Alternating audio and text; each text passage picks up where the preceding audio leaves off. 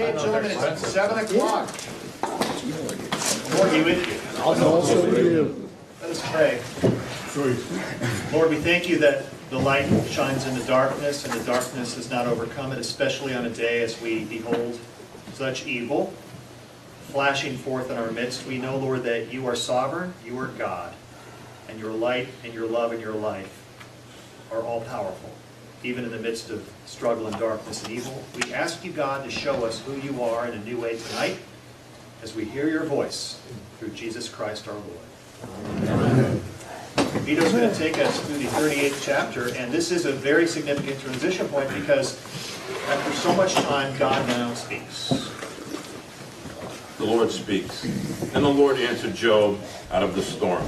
He said, "Who is this that darkens my counsel with words without knowledge? Brace yourself like a man. I will question you, and you shall answer me. Where were you when I laid the earth's foundation? Tell me, if you understand. Who marked off the dimensions? Surely you know. Who stretched a measuring line across it? Or what were its footings set? Or who laid its cornerstone? While the morning stars sang together, and all the angels shouted for joy. Who shut up the sea behind doors when it burst forth from the womb? When I made the clouds its garment and wrapped it in its thick darkness? When I fixed limits for it and set its doors and bars in place? When I said, this far you may come and no further. Here is where your proud waves halt. Have you ever given orders to the morning or shown the dawn its place, that it might take the earth by its edges and shake the wicked out? The earth takes shape like clay under a seal. Its features stand out like those of a garment.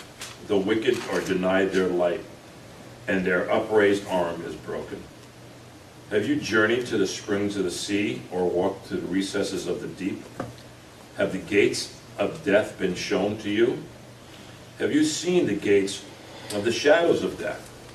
Have you comprehended the vast expanses of the earth? Tell me if you know all of this. What is the way to the abode of light? And where does darkness reside? Can you take them to their places? Do you know the paths to their dwellings? Surely you know, for you've already been born. You have lived so many years.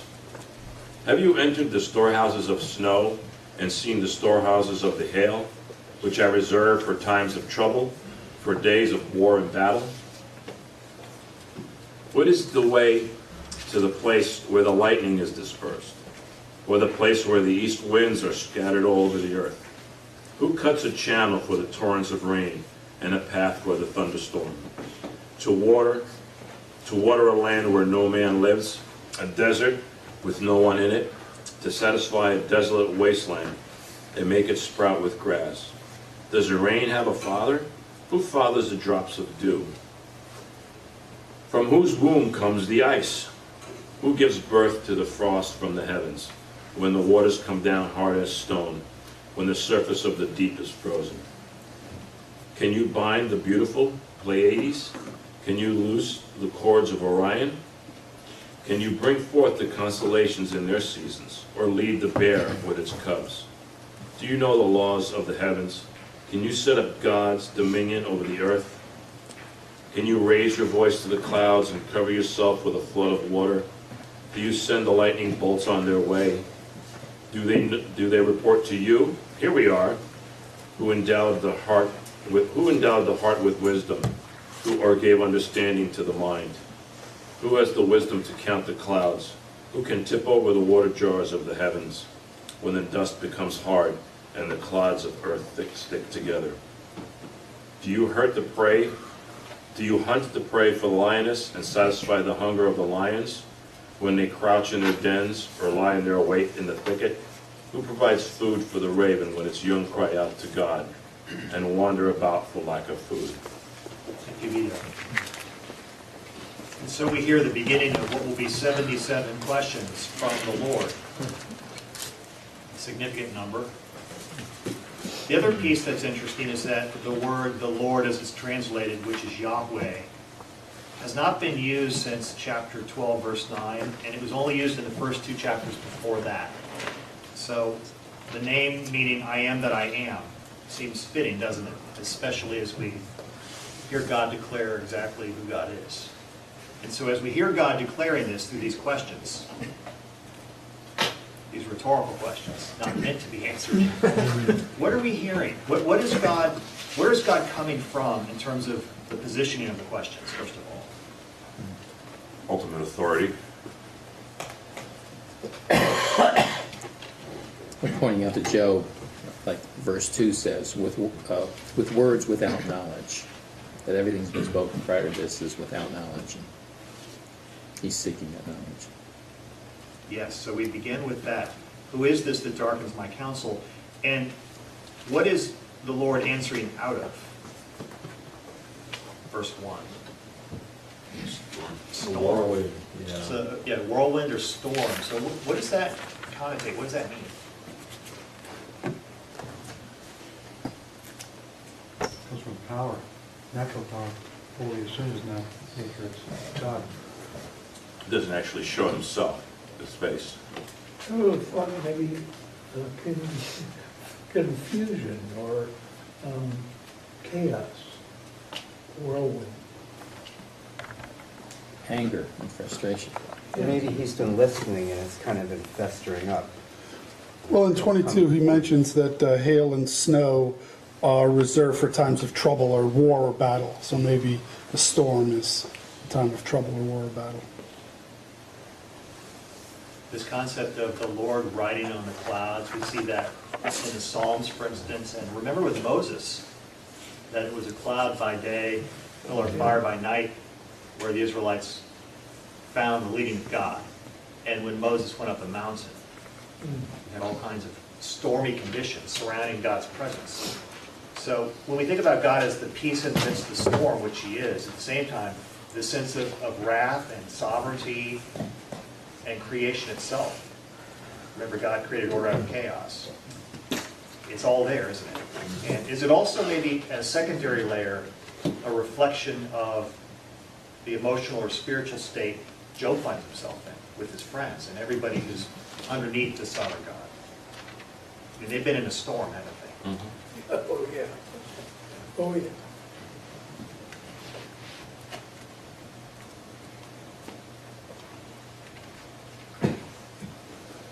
I mean, what's interesting through all these questions in this chapter, none of it is like, go back to like Job in the first, second chapter. It's all about, things, what goes on at earth and all its possessions and all that kind of stuff. You look at all these questions that the Lord puts forth, it's all not, it's at a whole different, it's in a whole different plane or a whole different dimension. It's like, you think it's a big deal, and now, all the thing around the universe has nothing to do with his little... His plight is pretty Right. small potatoes. Right. Contrast with making the earth, all this stuff. We love this, don't we? Why do we love these 2 verses so much? I know we do. It's like, yes, speak God. Who are we? Right? Yeah. Who is this that darkens my counsel? With words without knowledge. Brace yourself like a man. What a perfect text for our men's Bible study. I will question you, and you shall answer me. So the gloves have come off in a sense. Contrast this with the way Jesus was described when they said, who is this that even the wind and the waves obey him? So Jesus brought stillness and peace in the midst of the storm. This is the same God. We're seeing the sovereign majesty of God through creation, which God lays out in terms of all the aspects of creation that we have nothing to do with, right? What are some examples God offers by way of these questions? Just name some parts of creation that we've heard. Well, mark the dimensions, Yeah. the foundations of the earth, He created the earth, created the heavens. Feeding the birds, the night, The stars. Controlled the sea, told the sea. Constellations, stop yeah, here, everything. you go no further. he doesn't let Job up for air, that's for sure. No, no. It's nothing like Job 1:8 where he says, "There's no man on earth like him. He is blameless and upright, a man who fears God and shuns evil." It's interesting when we think about the foundations of the dimensions of the universe, and maybe our science section can shed some light on this. But modern physicists say the more they learn that the universe is constantly expanding. Whereas for a while people thought it was contracting, they weren't sure, just if it was static. Now they say yes, it's expanding. And so you have questions like this: who stretched a measuring line across it? Who marked off its dimensions? On what were its footings set? Or who laid its cornerstone? You have this sense of the immensity of the universe, beyond what we can even understand or imagine. And scientists still haven't answered that. We're not even close. The Hubble telescope has revealed things that the ancients could have never known, and yet we still have as many questions, if not more. The same questions exist. And the same response comes back to those that truly see it this way. Yes, but who made it? You can tell us all these things, but who put it there in the first place? What's the origin of first principle? What started it all? Where did the matter come from? It's like a wall. Wonderful thing is that the more we find out about the more places there are in the earth, where with more difficult circumstances, the more we are also told that there was only one creator of it, and only one person who has the authority on all of it. It just glorifies God more and more. It was the spoken word, spoken into existence. But it's sort of like the Big Bang Theory, you know, he said he's spoken into existence and bang, there it was. Even solid matter is really space. Oh, yeah. It's just atoms floating in space. It's all energy. It's another form of energy. When you said, Joe, you mentioned about Jesus calming the storm, and when he said to his disciples when they didn't know what was going on, or when they were afraid, he said, "Why are you afraid? Do you still have no faith?" And I wonder if words without knowledge is the same as no faith. Like we do everything we can to gain worldly knowledge. But is worldly knowledge, is knowledge faith? No. So, but it is true knowledge, but faith is true knowledge. It's like a paradox. Okay, I'm moving We're away going from deep Dave. underwater on this, I like that. But knowledge of the Lord, not knowledge of earthly things. right. Which is, that's what. And if Jesus is the Word, in a sense, He's the last word, He's the first and the last, and there's not much more, there's nothing to add. Right. It all comes down ultimately to that. Right. that Well, faith. what's the last verse of the Bible? You can't add anything to it, right? So we sit around even trying to understand Job through that whole time. We would just blah, blah, blah, blah, blah, I mean, good blah, blah. More knowledgeable than his. But it's in a nice way. Yeah, nice way. I think it puts it all in perspective. If you look at the second line of 4, it says, "Tell me if you have understanding." And that's in the first part of this chapter. And that's before he starts laying all this other questions. So obviously, Job doesn't have any understanding. I mean, we're kind of in the same. The more you learn, the more you learn you don't know. And wisdom is different than knowledge.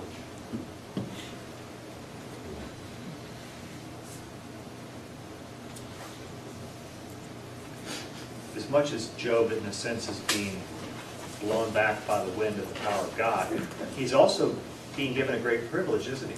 Brace yourself for what's coming. Job may not know what's coming, but it's going to be good.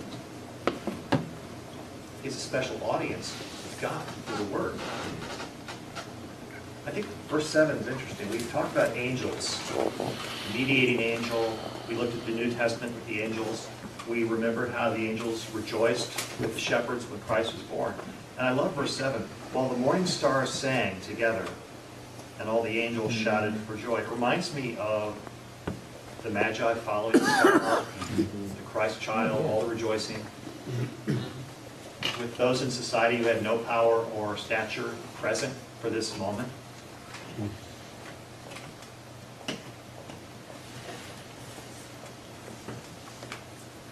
Verse 8, who shut up the sea behind doors when it burst forth from the womb? That's powerful. You know, when we think about the oceans, how much water is actually there? How heavy it is? Where did it come from?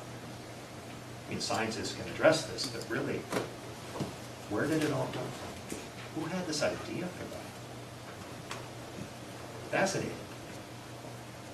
And then to think of all the underwater life that people like Jacques Cousteau and others since him have revealed to us, that there are creatures so far down that they actually have bodies that emit light because they've never been exposed to real light. I mean, fascinating. There's so much more to know.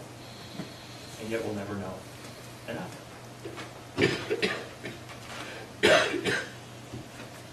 But even without all that knowledge, we can know God, right? Mhm. Going back to your point, right? Faith.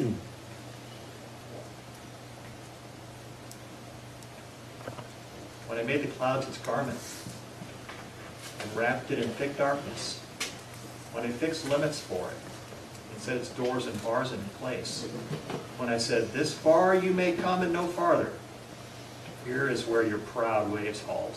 What does that mean? The seashore.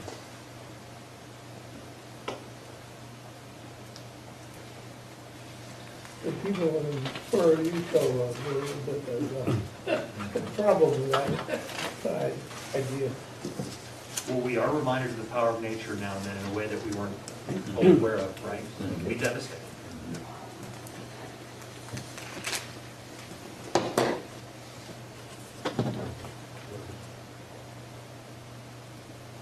You're right, it's amazing how it just stops there at the shore. Doesn't go any further. I kind of also thought of when he said, this is, in the beginning, he told them, you can do anything, but don't eat from the tree of, knowledge. So this is as far as you go. Don't go any further. And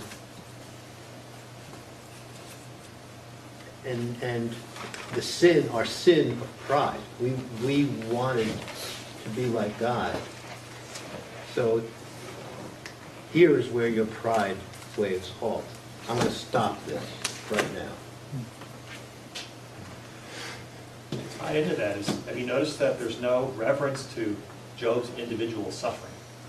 Yeah. Yeah. No, it's,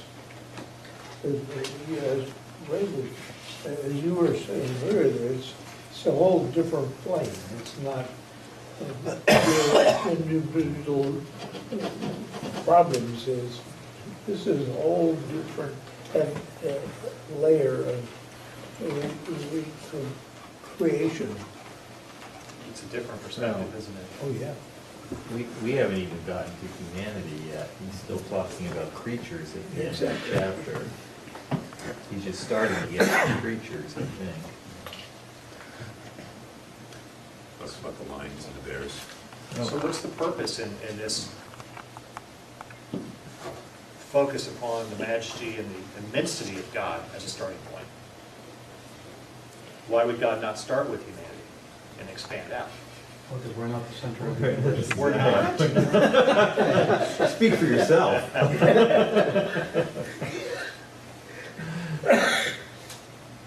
Yeah.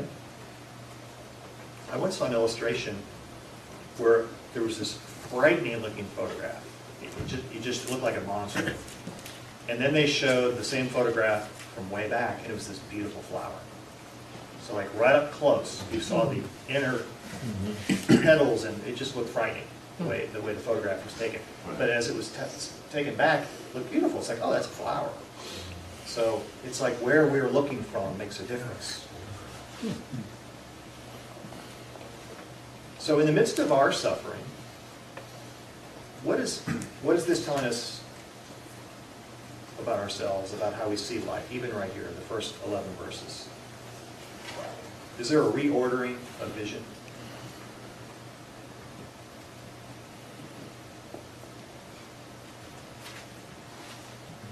It does put it in perspective. I mean, even not only our individual suffering, but something like the Holocaust or something, like even that, even as immensely horrible and evil as that, that this is a bigger perspective. This is zoomed out away from that even, and so it kind of puts it in its place. It isn't the final. It isn't the final say so. Where were you when I laid the earth's foundation? That's a good pastoral question from God. I think we can use all the time. It's like, oh, I wasn't there, was I? No. All right. Yeah, our time here is very finite. Compared to God, God's always been here. Even if we look at the 100, it's still just a spark compared to eternity. And at the same time, as we look at the ministry of Jesus, especially as we looked at the Gospel of Mark, the time he spent with people and the way he ministered to them, it makes it all the more powerful and beautiful when we consider this as well, doesn't it? And he didn't have to. He chose to allow someone to touch his garment. He allowed that. Or to take mud and put it on someone's eyes. Actually, it seems like the ministry that Jesus pursued was entirely in a relationship with humans.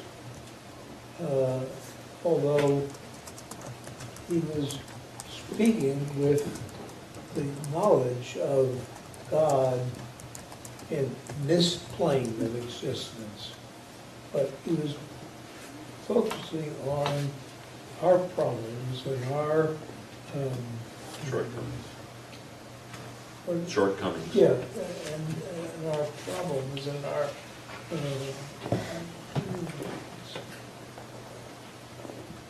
This is God the Creator. yeah. Jesus is God the Incarnation. God entering God's creation.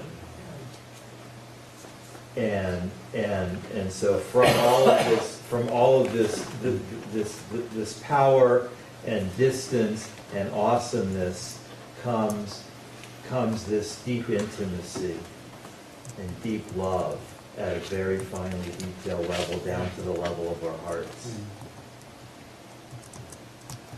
Same God. Yeah.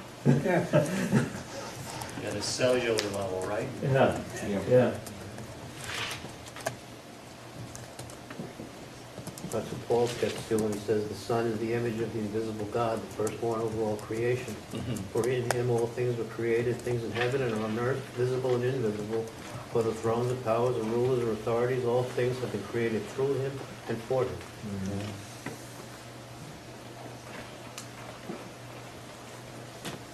And the timelessness of creation it fascinates me. I told Kathy the other day, you know, I have no regrets in terms of what I do and the kind of, you know, work that I have to do and stuff like that. But if I were given the question by God saying, I'm not going to let you do this the second time around. What would you like to do?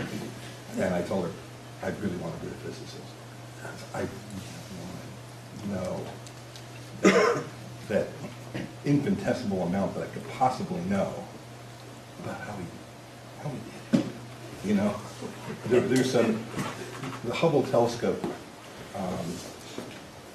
looked at a patch of dark space that's actually right near or around where the Big Dipper is, and it's a patch that there was just nothing there, and so they set it there to collect over a long period of time every possible photon of light that come through.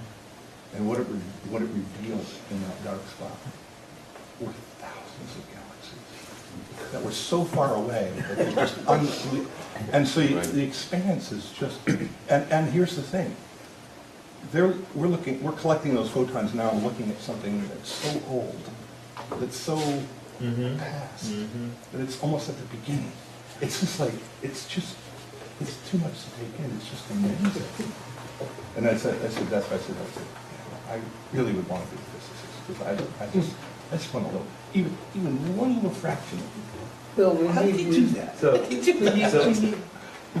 Go ahead, Pete. No, I go was ahead. gonna say, wise guy, Bill, we need you to come over there, this side of the table, please.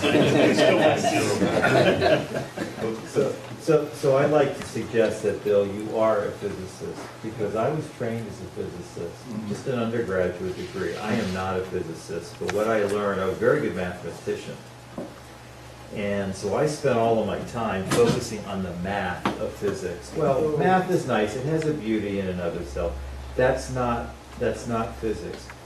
True physics, I learned only too late once I had left the field, is actually poetry. True physics, understanding the nature of reality, is actually understanding it in models, in simplicity, and in poetry. And so in a sense, what you just said was poetic. You were expressing an awe. That's physics. Yeah. That's what it evokes. And I think, and so in a sense, see, I'm blown away by the poetry of this book. This book is just, I mean, translated into English, I don't know, I have no idea what it's like in Hebrew, but it's astoundingly beautiful poetry. And so when we talk about knowing God, this is a kind of knowing. In the way we read poetry, it's a way in which our hearts can actually begin to, for me anyway, it's the way in which my heart can begin to approach the sacred. Just like I came to understand that really, to truly understand the nature of matter from a scientific perspective is actually to understand it poetically in a very real way.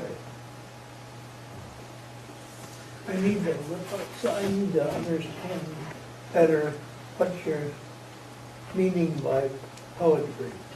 I mean, it's not roses, rose, or rose, and it's not. Doesn't rhyme, you gotta rhyme it. It's a way of understanding the world through the sound of language, through this is like that, through paradox, through various, I guess I have to start analyzing it through various literary things, allegory, simile, metaphor. But I'm not even sure I'm very good technically at explaining all of that. I just, when I read this, it just goes deep down inside of me, and it says something far more than, where were you when I laid the foundations of the earth? Well, the earth was really formed by these gases condensing and blah, blah, blah. No. Where were you when I laid the foundations of the earth? There's knowledge in that. There's knowledge of the sacred in a line like that. That's what I mean. Does that help? That's what I mean by it. I did hear a story about Albert Einstein when he was asked by one of his students if he could explain the theory of relativity, and he said at the time, rather than explaining it to you, let me play it for you on my violin. And that might be the same thing you're Very talking about. similar. Very similar. And the poetry here is biblical poetry, and the whole book of Job is poetry. And we have talked about the beauty and the transcendence of that. Mm-hmm. It transcends our knowledge. I mean, to me though, I think what I think is interesting about this whole chapter is, and I think we talked before that Job, the book of Job, is older than a lot of the other books of the Bible. But if you think of Job at the beginning of the book, he was making sacrifices, he's doing a lot of that. So a lot of religion back then was more like, if you wanted to rain, you go out to the rocker and you do all that kind of stuff. And that was where a lot of the religion was back there. So all of a sudden, you go through this chapter, and it totally changes the discussion. Because now, all of a sudden, and to me, this is almost could be the essence of really Judeo-Christian type of thing, because it says, okay, it's not the rock we're worshiping. This really kind of articulates kind of God being bigger. I don't know what that. Well, it sounds like in a way you could be describing the human tendency toward idolatry. Right. And this takes you beyond all idols Right. to the author of life. And I think religion, up until a point, was almost all idolatry until this started coming out through, and I think this might be one of the first places where That's that's. a great insight. And what we see throughout the Bible is the indictment of humanity for worshiping not the creator but the created things on this earth. And whether it's a stone, rock, or a modern day appliance that we think is really amazing. You know, we all have a way of adding worth or worship to that. And Isaiah would actually make fun of those that made idols. Like, how can you worship? You saw the guy make it. How can you worship it? You know it's not God. But we have this tendency toward that. So this certainly lifts us from that, doesn't it? You mentioned Einstein before, and I was just thinking about that with a number of quotes that he's made over time about science and God or spirituality, and I really have to respect someone from where he was coming from. One of them was the scientist's religious feeling takes the form of a rapturous amazement at the harmony of natural law, which reveals an intelligence of such superiority that compared with it, all the systematic thinking and acting in human beings is an utterly insignificant reflection. Is that Yeah. Wow, yeah. You know, That's what I would, he said it better. Could you repeat that? What's that? Could you repeat? Yeah, I'm sorry, I didn't read it. Yeah, I was stumbling on the reading. The scientist's religious feelings takes the form of a rapturous amazement at the harmony of natural law, which reveals an intelligence of such superiority that compared with it, all the systematic thinking and acting in human beings is an utterly insignificant reflection. It's like he was reading from Job, isn't it? It's like, yeah, like, I don't know anything, do I? So Einstein clearly believed in a higher power. What's that? Einstein clearly believed in a higher Oh, power. yeah. Oh, yeah. It's Another so quote of honest. his, which I like, is, "Science without religion is lame. Religion without science is blind." And it really is a good perception, you know. But I love that. Science without religion is lame. And it reminds us that we can't just study it apart from the recognition of the awesomeness of the God who created it, you know. I read a quote from a theologian during the Renaissance, and he was saying, you know, you all bluster about how your reason is accomplishing so much, but you can't even make a oyster, you know. Blade of grass. I said, make one. No. You can't make a blade of grass. And a pearl inside of it. Try that. Yeah. Try that one. That's such a good trick. Well, there have been moments where the most brilliant minds realized they'd come to a wall. St. Thomas Aquinas, who was one of the great theologians of the Christian past, wrote something called the Summa Theologica. It was this, huge, immense volume. I don't know if you maybe read it in school. Oh, yeah, every article. At one point, he said he had a vision of God, and he told his disciples to burn it. It was just straw. And they didn't burn it because we still have it today. But he saw something. Like Einstein. He didn't finish, he stopped. Yeah, he just thought, no more. Done. I have nothing to say. I remember a conversation I was having with a friend of mine who's an atheist. And I asked him a question, so if you don't believe in a God, that makes you a God, right? And he's like, well, yeah, in a way, yeah. He's like, okay, we'll make the sun come up. So in essence, it's kind of what God's saying to Job here. You know? If you're all-knowing and all-powerful, do these things. Is there a comfort that comes from this kind of pastoral care from the Creator in the midst of trouble? At first you might say like, oh, this is pretty strong. And is there at the same time a comfort with such declarations? It's nice to know someone's in control. Right, besides us. Well, isn't human control one of our characteristics? And there's a place for a certain amount of control, of course. Right. Yeah, you want to control your vehicle, that kind of thing. But ultimately, do we have control? You want to control your children, but you control your vehicle better than your children. Kids don't have a steering wheel. I think we start by controlling ourselves. Can't even Go do up, that. yeah, right. And go up from there. I think Paul told us that, said that pretty well. But that's a fruit of the Spirit, is self-control. That's only possible through Christ. You know, we be new creatures, and then we can have self-control. But it's only because the Creator of the universe has remastered us.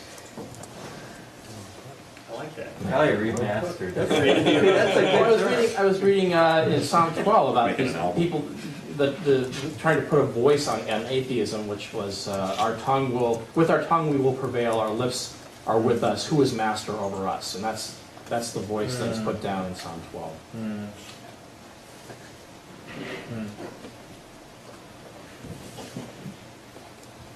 Verse 16, have you journeyed to the springs of the sea, or walked in the recesses of the deep? Have the gates of death been shown to you? Have you seen the gates of the shadow of death? So Job has, though, in a way, right?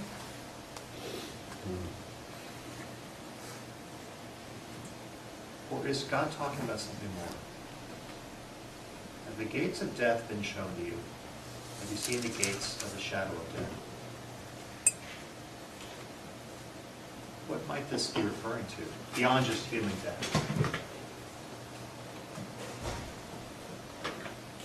Hell.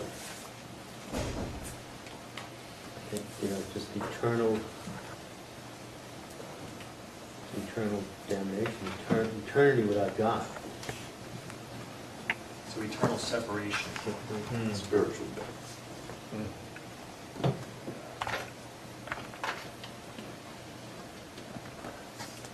And when we think about our mortality, which we're all facing in different ways every moment, and that shadow of death is over us at different places and in different ways, what's the question?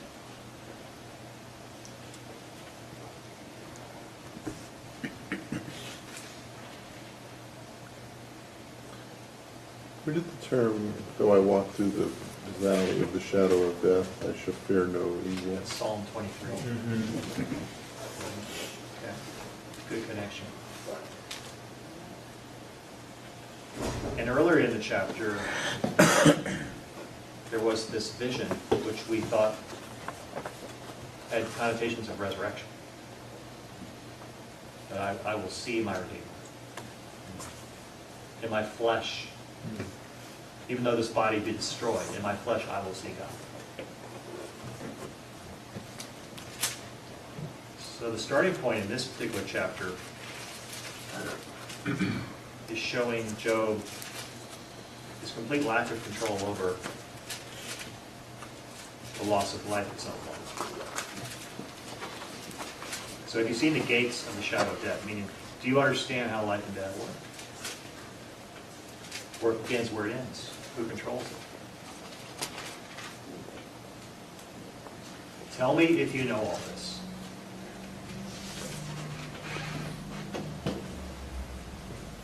What is the way to the abode of light? And where does darkness reside? So let's look to Jesus for a moment. He said a lot of things about light and darkness, didn't he? He described himself as, I am the light of the world. So Yahweh, I am that I am. So the I am statements of Jesus, I am the light. Those who follow me will not walk in darkness, but have the light of everlasting life.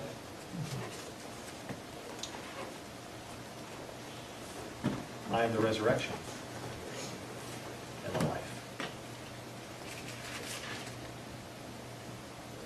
Can you take them to their places? Do you know the paths to their dwellings? Surely you know, for you were already born. You've lived so many years.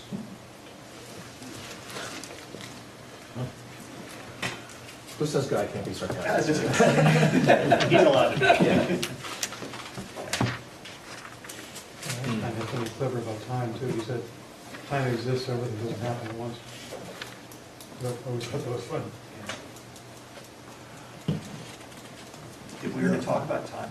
It's talking about what you, as I said before, everything doesn't happen at once. And that sounds like a very simple sentence, but when you think about a whole lifetime, I'm 81 years old, a whole lifetime, 81 years doesn't exist at once. But what exists is you live different portions of your life, and during each portion, you are applying, whether very positive or sometimes negative, you're applying what you learn about what's right now, and 5 years later, maybe what you learn about what's right now needs to be all better.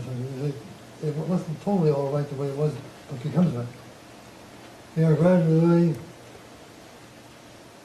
the fullness of what right is wrong and what wrong is about certain subject matter. And it varies with the subject matter and with how you're using that subject matter, and how you're using the knowledge. As to and what results you think God wants you to get out of using it a certain way. All those factors have a bearing on what our final definition of right versus wrong and yes versus no are really intended or needed to be. So even our quantitative ways of defining or rejecting, or accepting or rejecting something are gradually growing and changing as we live. Thank you. And what is time? What Eternity, is time? eventually. That's a question before us from this chapter. What is time? Space between events. Right. Place for us to get tested. It is a beginning and an end. I mean, we know certain things about it, but we don't actually know what it is exactly. We can only, it's like gravity too. We can just describe it. We don't know. What is it? We don't know. Yeah. The beauty of the question is that what is time? Well, we've heard generally growing up as Christians, people will live to be a certain age possibly. Some more older than some planets and countries older than others. Some centuries further than others. But the only entity so far I've heard about that never changes in terms of length of time is God and its eternity. So, with God having the mind of an eternity being, the question becomes, does he at any one time have all the knowledge that's gained from anybody, no matter how long or how short a life they live, because he lives forever? In a sense, there's some truth to that. But the other sense is that the longer that we live, the longer that he lives, the longer that he goes wherever he does. The longer is his eternity, and the broader is his definition of right versus wrong. True right versus wrong.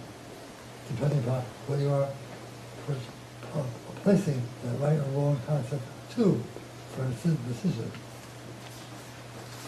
So there are many, many factors involved to determine what is really a proper decision to come out of a certain definition. So in a sense you could say there's no really accurate single definition for anything. In a sense that's right, but in another sense it isn't, because there is a definition for anything as it pertains to all the circumstances that would be involved in having made a decision about that product.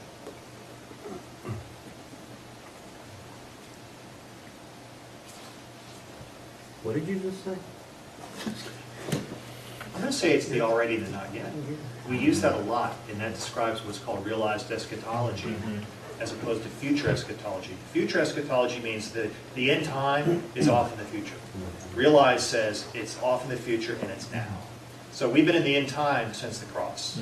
Okay, so we live in two different worlds at the same time, as it were. We say worlds because we don't know what other word to use. But time is part of that too, that there's timelessness, kairos time, and there's chronos time at the same time. Yeah, what I was gonna say, for the most part, we walk around every day and I think they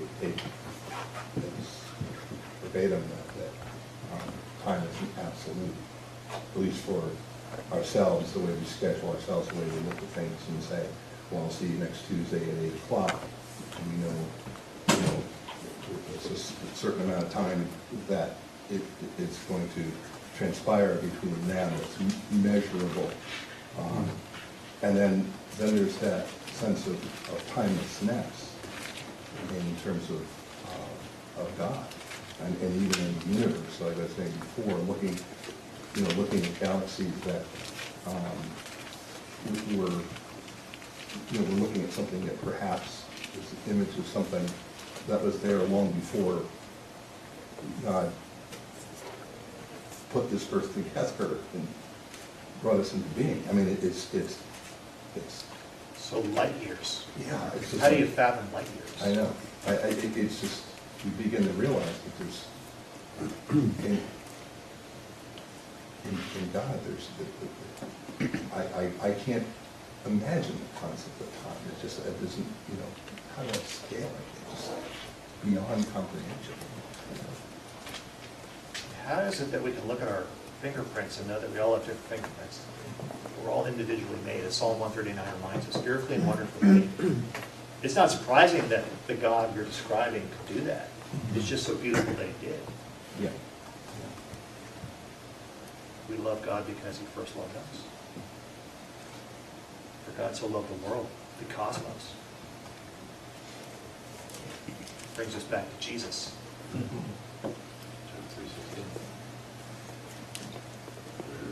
3:16. It could go well. The kinsman redeemer, he has sovereignty. He has the final say. So he will put it right. He doesn't have to, but he does. Like, I don't know, it's just hard to grapple with the whole thing. And isn't it important and fun to do this? This is life. L'chaim. The Jewish sense of asking questions. Not always having every single answer, just keep asking the questions. This is why God is being very Jewish here, throwing out the 77 questions. Not expecting an answer back. Maybe more questions to come back. But Job at this point doesn't dare speak. But he says volumes with the questions. He speaks. It's just like I love the Jewishness of it too. I love the question, answering the question and the question. I think that's just very profound. It can bring you a lot more than just a pat answer. We had that in our gospel Sunday, didn't we? They asked Jesus a question, and he said, "Now let me answer the question." So they're fine with that. They thought, "Okay, Good Rebbe. That was Good Rebbe. And they said, "We don't know." But that was a lie. They do know. They do. But they were trapped. They had no other way to answer. So I feel like, yes, we do exist in this time and space boundedness of creation. And yet, I feel like I'm in touch with this part of me that is timeless. I mean, we talked about our eternal souls. And I look at, when I think of me, I mean, this body looks older than it did 10 years ago, 20 years ago, 30 years ago. I don't feel older. No. There's a part of me that genuinely does not feel like I have an age in some ways. Or if I have an age, it's one of being a child. And so we do participate in our eternity while we are here and while we're working it out.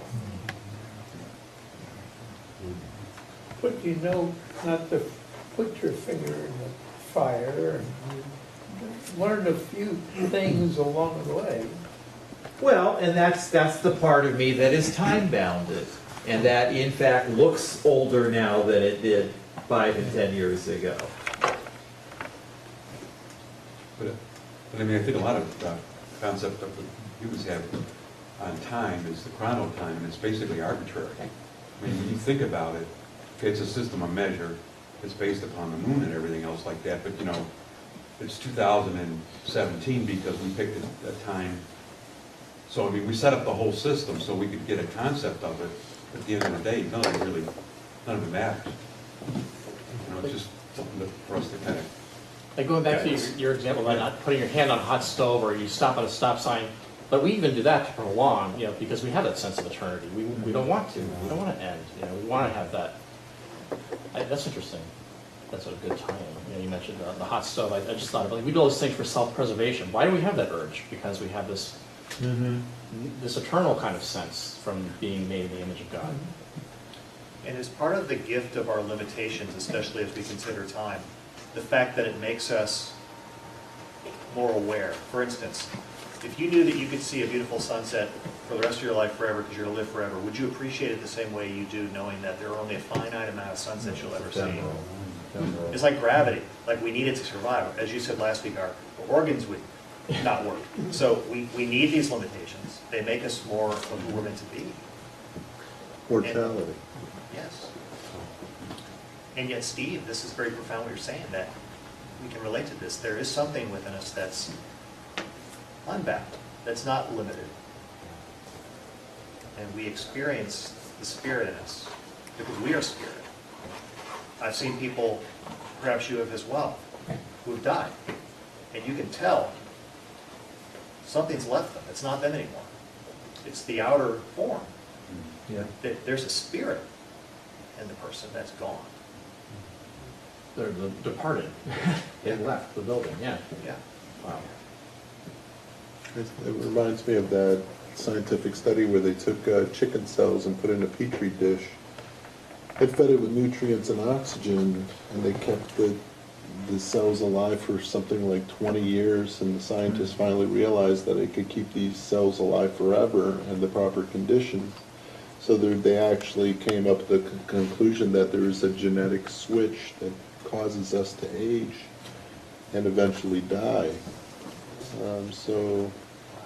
And it's pretty amazing as far as that aspect of it.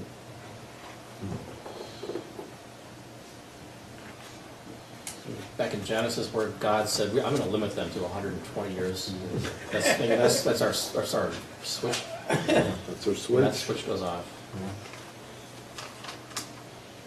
Psalm 90, so teach us, dear Lord, to number our days, that we might acquire hearts to wisdom. Isn't that the verse we're talking about? What were you just quoting? Psalm 90, verse 12.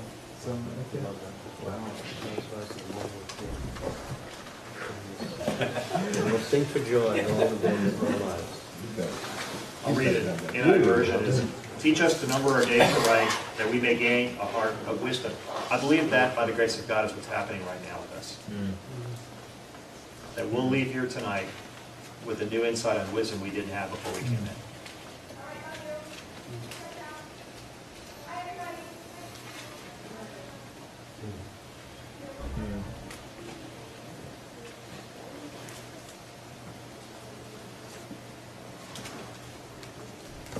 Verse 25, going back to the created order.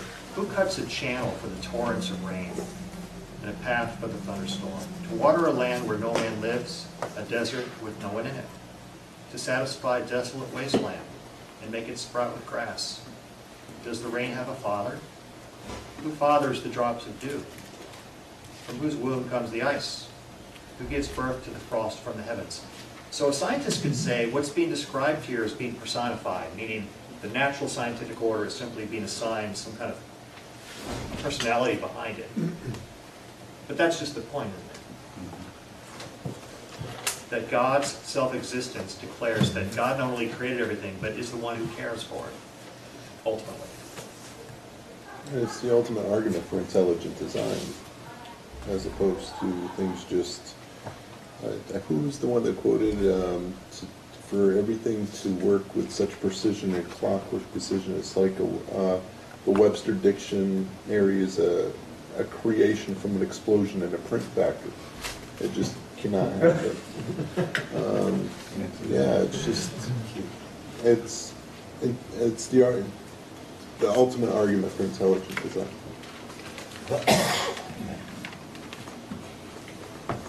That's going to stick with us, Mike. That's a great one. I can just see it exploding, perfect Webster dictionary. That can never happen, right? Well, our bodies are so well tuned, and we read statistics and articles about how profound it is, but I mean, apparently we have millions of microbes under our eyelids, working constantly, keeping our eyes in health. I didn't know that. Right, we're getting to borderline TMI. Yeah. Too much information that where mostly bugs are human. Yeah. So God's got it all working. Yeah. We're basically a walking colony of bugs. Take care of us, keep it clean, generate energy. But it seems like in this chapter that, we say that he's talking more about all of creation and not about us yet. And when you look back at Genesis, he created everything, and then by the time the sixth day came along, that's when he created us. So he prepared all of this, all of the universe for us. That should just like make us fall on our face and go and just say nothing for a long time.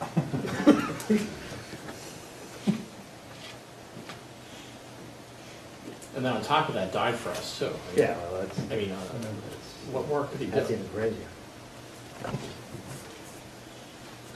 But then he gives instructions to shout and sing and do all the good celebrations of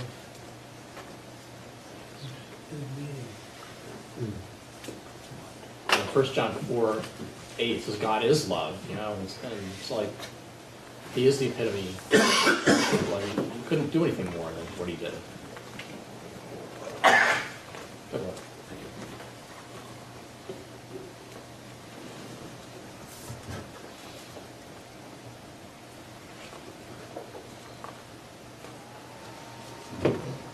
So any final thoughts on this chapter? In the next few verses, I was reading something, one of the words for one of these constellations is the root word for mazel tov. And it basically means constellations, means good luck. What, were you talking about 31? Verse 31? It was one of the other words, I think it's 33. 33, oh, okay. And you set up God's dominion over the earth. I think in some translations they use a word similar to mazel tov. I mean,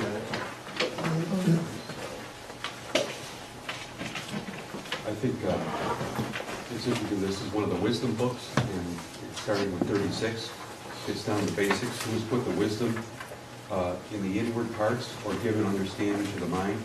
Who is the wisdom to number the clouds, or who can tilt the water skins to the heavens? So I mean, I think it underlines this whole thing. It's all about the wisdom behind things.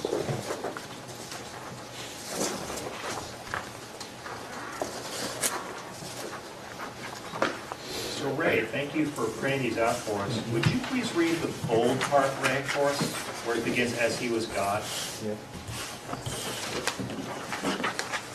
As he was God from eternity, so he was holy from eternity.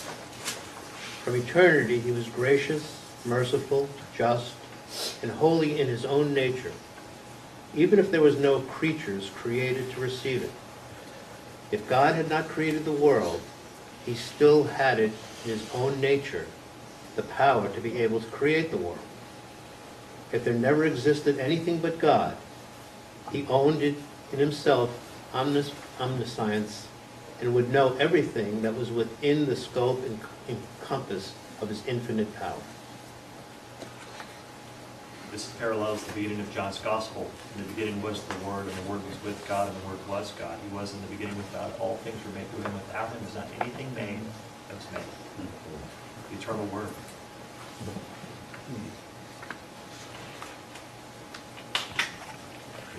So for our reading tonight, as we go home, you shall be holy, for I am holy, 1 Peter 1:16, and the following devotion will be useful for us to continue to ponder what it means for God's self-existence to be proclaimed, and the privilege and the joy of our salvation to be called children of God.